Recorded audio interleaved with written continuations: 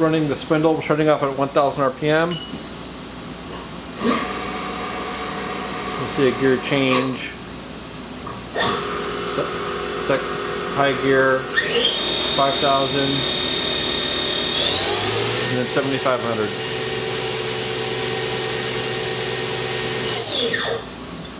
We'll go gear change into low, coming off at 1000, 2000, gear change, 5000, and again 7500. Again, this is a 2-speed gearbox machine.